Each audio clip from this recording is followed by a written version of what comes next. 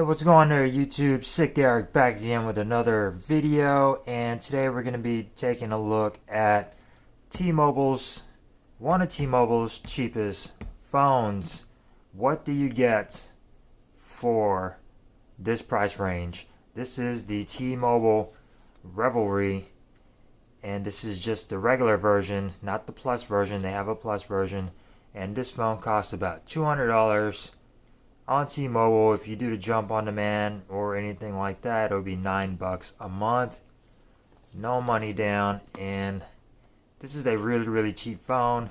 I'm gonna follow this video up with another video on, do you need all that bling? Can you live with a cheap $200 phone and get all your stuff done with it?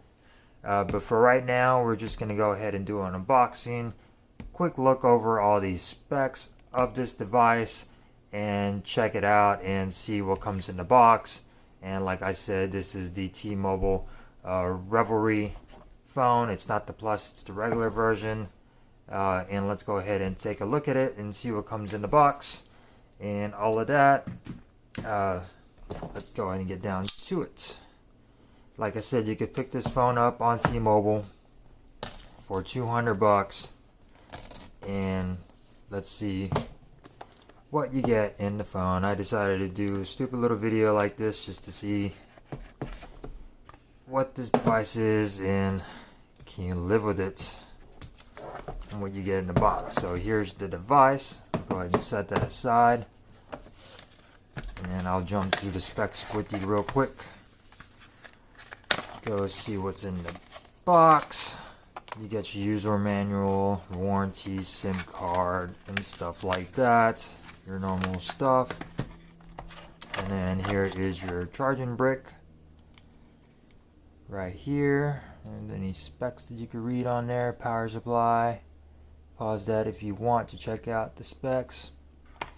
And your USB Type-C charging cable. Okay, so that's pretty good. No micro USB. And that is all she wrote that's in the box. A little piece of cardboard. And that's all that's in the box for the T-Mobile Revvlry. And keep in mind, like I said, this is the base model, the regular version of it. It's got a 5.7-inch IPS display. I believe there are notches on it. If I could take this plastic off, I believe there is a notch on it. It's got a resolution of 720 by 1520. The back is plastic, so it's going to be a durable device. Around it seems like metal. Yeah, the frame looks like metal. It might be aluminum, because it does not seem like plastic to me. And here is the front. It's got a 3000 milliamp hour battery, which seems to be okay. I've seen worse. A lot of Pixel devices have had worse battery sizes on there. Let's go ahead and turn it on, see if it has any juice. I like the button, how it's that magenta color. Volume rocker over here on this side. SIM tray. Micro SD card, I believe. You got your USB Type-C at the bottom. Headphone jack up top. Look at that. Note 10 does not even have a headphone jack. And that booted up pretty quick. You got your front-facing camera. It's going to be a 8 megapixel front-facing camera, and you do get a flash up front, and you do have the notch. Pretty big bezels, which is expected. It's a pretty big notch, pretty big chin at the bottom. At the top, you have a 13 megapixel camera with your flash and a fingerprint sensor, which is going to be your regular capacitive fingerprint sensor. There is Face ID on here, but it's just regular 2D Face ID. The back sort of has like this little fingerprinty texture to it. I don't know if you guys could see that. A bunch of little lines going around. Very grippy. And it's actually a pretty decent feeling phone, which is pretty good. let's see how it performs. It's got a Snapdragon 632 processor with 3 gigabytes of RAM. So hopefully the software is stock Android to where that is going to be okay. And we're able to get away with 3 gigabytes of RAM, 32 gigs of onboard storage with micro SD card expansion up to 512 gigabytes.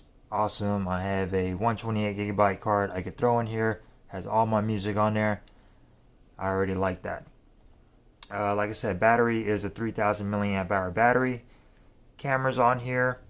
You can record up to 4K, 30 frames per second using a rear camera. Front facing camera, I believe it's only going to do full HD. 8 megapixels. And it does have, like I said, a single camera on the back.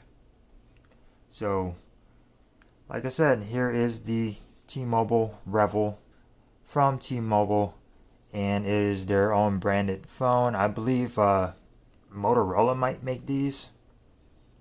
So, pretty much a Motorola phone with T-Mobile's branding on it. So, I'm going to go ahead and get this set up and walk you guys through how it looks and how much storage is on here. Don't go anywhere. Alright, so let's go ahead and set up the fingerprint, see how this works. Let me go ahead and set up a pin for this really quick. And then redo my pin. Confirm. Now find the fingerprint sensor. Lift and touch, lift and touch. All the way around. Keep moving your finger. Alright, add another. We're going to go ahead and do my left finger. So far, fingerprint sensor is nice and quick as far as registering. No problem there. And let's go ahead and let that compute. Let's do it again.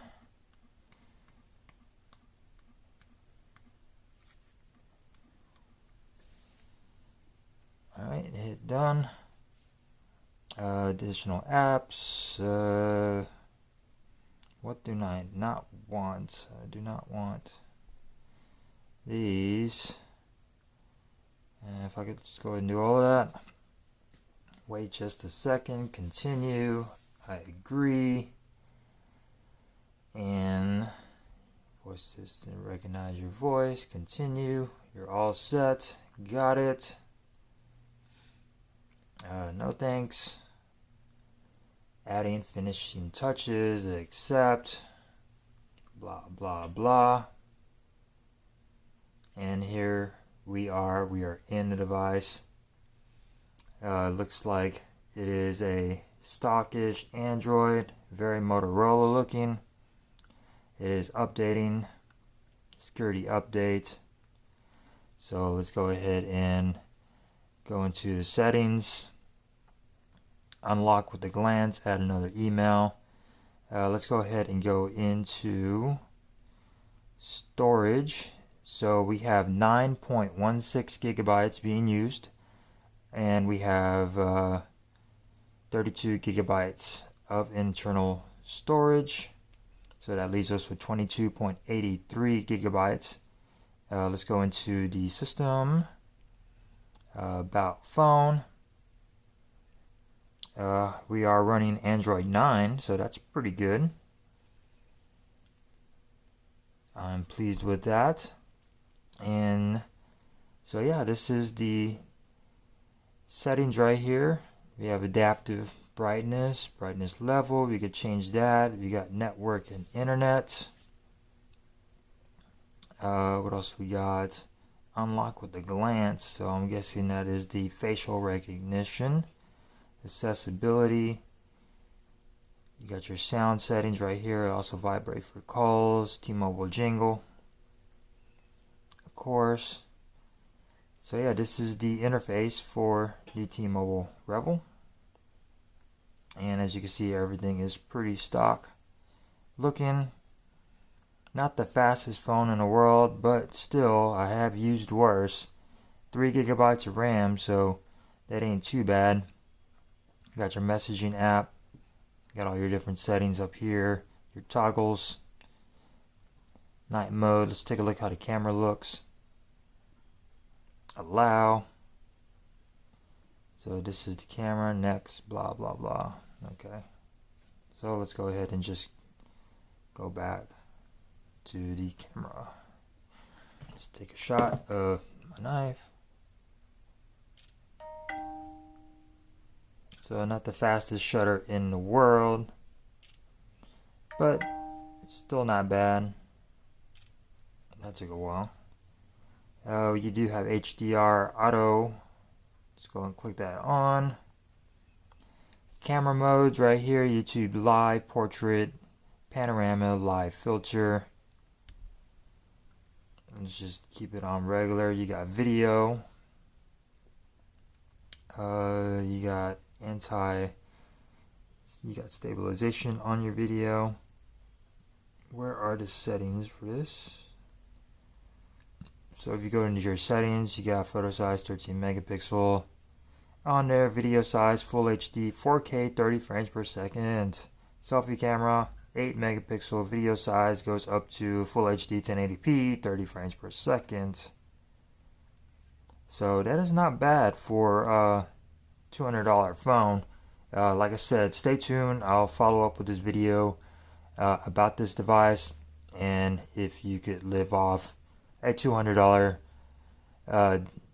device and be okay. Do you need all that bling or not? And we'll see how it goes living with this device. I'm going to use this phone for a couple days and see how it works, and I'll come back and let you guys know how this device works. Is it worth $200? Obviously, this is a burner phone, backup phone, you will. Phone you give to your kid, you know, they just need a phone. It's your first phone. It's not really a flagship phone. It's a very, very low budget device. But do you need all that bling is what I'm trying to get at. Can you live off a $200 device? And with that being said, guys, this has been the unboxing of the T-Mobile Revvl, and hope you enjoyed it. Give me a thumbs up if you did. Thumbs down if you didn't. That is quite alright. Hope you enjoyed this video, and have a nice day, and I will see you guys in the next one. Peace.